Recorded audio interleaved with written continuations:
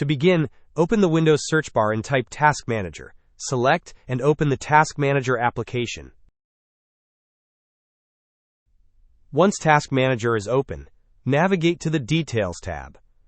Scroll down the list of processes until you find the application you want to adjust.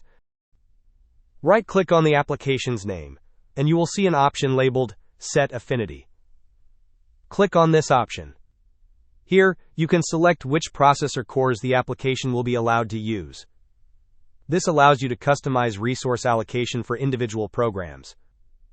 Hope this was helpful. Don't forget to like and subscribe if you enjoyed. As always, thanks for watching, and I will see you in the next video.